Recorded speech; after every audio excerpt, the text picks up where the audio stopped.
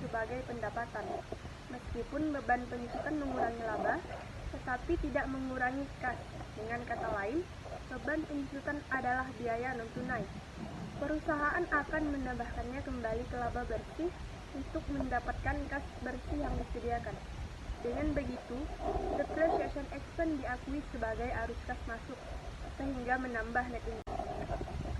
Loss on disposal of equipment, artinya kerugian atas pelepasan peralatan. Apa itu kerugian atas pelepasan peralatan? Kerugian atas pelepasan peralatan dalam laporan arus kas adalah nilai jual menjadi pendapatan. Dengan penjualan peralatan tersebut, penjual akan mendapatkan kas, dan penjual telah merasakan masa manfaatnya. Dengan begitu, loss on disposal of equipment diakui sebagai arus kas, sehingga menambah net income.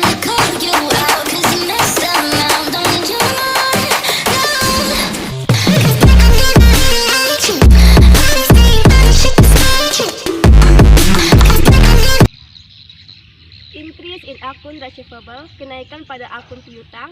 Mengapa sifatnya mengurangi? Karena perusahaan memberikan pinjaman kepada perusahaan lain, sehingga adanya arus kas keluar, otomatis mengurangi net income. Increase in inventory, kenaikan pada persediaan barang dagangan. Mengapa sifatnya mengurangi? Karena perusahaan membeli persediaan kepada pemasok, sehingga adanya arus keluar, otomatis sifatnya mengurangi net income.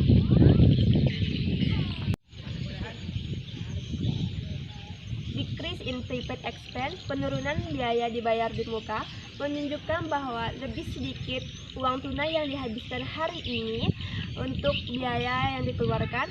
Hal ini menyebabkan adanya penambahan pada arus kas bersih atau net income.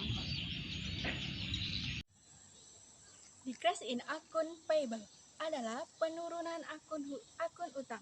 Nah, di sini perusahaan memiliki hutang kepada perusahaan lainnya sehingga dia membayar hutang tersebut. Akhirnya mengalami pengeluaran kas ataupun kas keluar.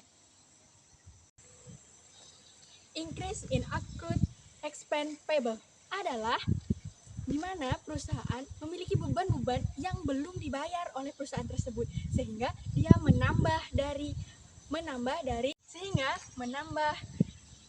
arus kas tersebut menjadi arus kas keluar. Karena apa? Karena kas tersebut ataupun uang tersebut belum dikeluarkan kepada perusahaan untuk membayar utang tersebut.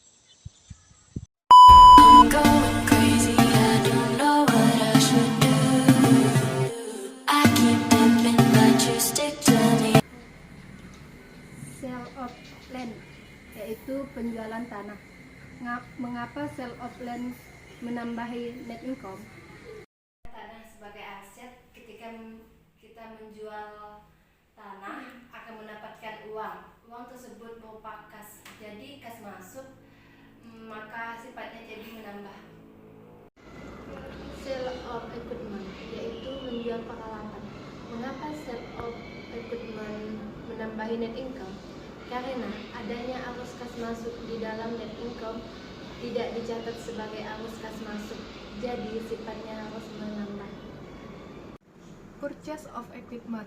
Purchase of equipment adalah pembelian peralatan. Pembelian peralatan sebagai arus kas keluar.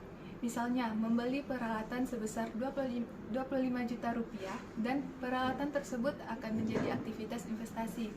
Purchase of equipment diakui sebagai arus kas keluar sehingga mengurangi net income.